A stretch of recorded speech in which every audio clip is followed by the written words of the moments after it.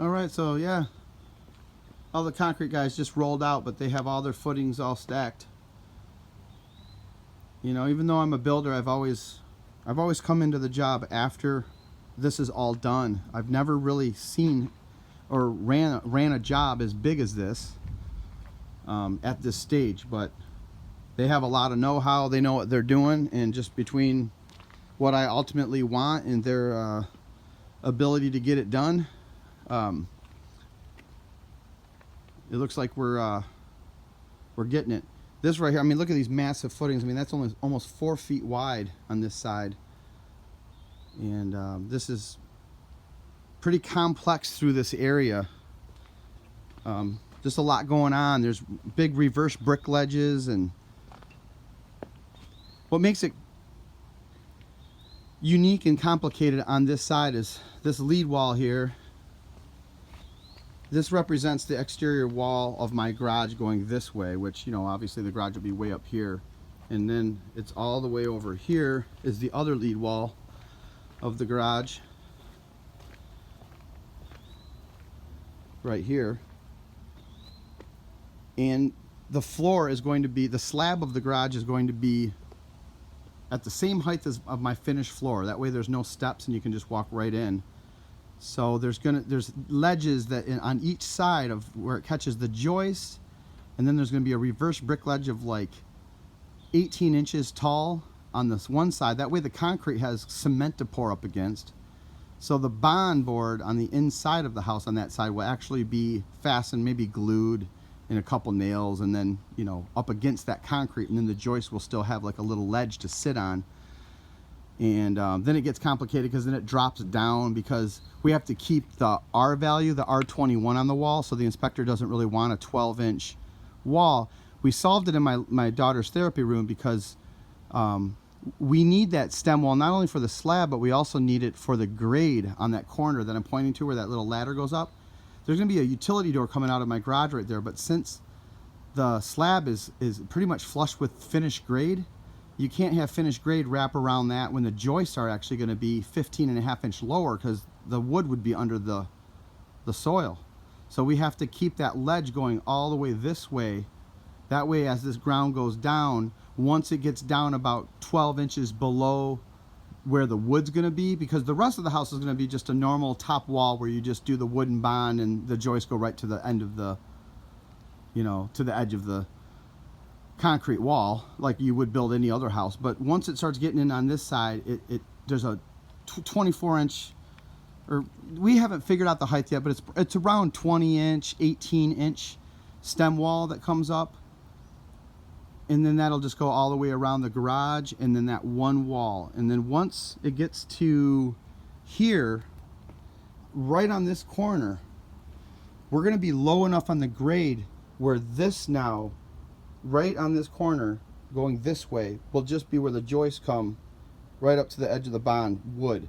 On this side and then on this side, it will be higher to be above grade, because the grade goes up higher this way as we go this way all the way there. And but yeah, this is they got their weeping tile on the outside. I thought that these guys actually do the inside one too, but apparently that's left for the flat work, which I'm probably going to be the one that does the pea gravel. You basically do pea gravel flush with the footing, and then you do 2-inch rigid foam. Well, you put down a vapor barrier. You can put down like a, you know, a heavy mill plastic barrier over the pea gravel, and then after that you put rigid foam, and that will come basically, I guess I could just go to a wall that's actually formed, and then the rigid foam just will sit on top of this footing, and it will go up to the wall. Like so in here, the rigid foam will really come all the way over this cement, over this footing, all the way to this wall. And then once you, whoa, we got some thunder coming. Wow. I don't know if you can hear the thunder on the video, but, and then once you do the rigid foam up against there, that's when you put your re-rod down, tie all that together. And then once you have the re-rod down, then you put the heated flooring PEX system in. And the company said that once I do like $1,000 deposit, they'll actually do a blueprint of my looping system through here. That way we'll have everything, and then you just order the kit. They send you the kit through, and so it's a do-it-yourselfer, because I know a lot about this, just haven't done it before, but it makes sense to me and how to do it. So basically what you see here, all this will just be covered with pea gravel flush to the footing with 2-inch rigid foam resting right on the footing up against the concrete walls, re-rod on top of that, and then you pour your concrete. So basically, instead of having a 9-foot wall, you're going to subtract 6 inches from that and then add another 1.5 inches, because you're also going to have a sill plate that sits on top. Now, a lot of people would say, well, why don't you just add a double sill plate for that, you know, get an extra 1.5 inches, but what would that be? It would be an 8'6" ceiling plus 1.5 inches. So our ceiling will be 8'7.5". I'm used to living in a house that has a basement that's like, I don't even know, it's about 7 foot if I'm lucky. So I can live with a 8'7.5" ceiling all day long. So I'm not going to sweat that. I mean, they don't even make forms any higher than this. I think if for real custom homes, you could probably get forms that are taller, but for this is fine. So now you can start physically seeing more of the shape of the house.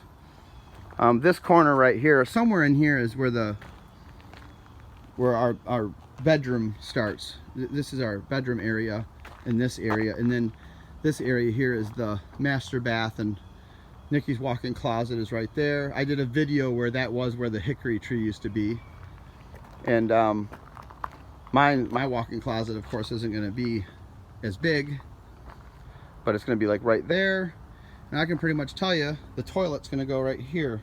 I mean, not down here, but you know, this up on the first floor.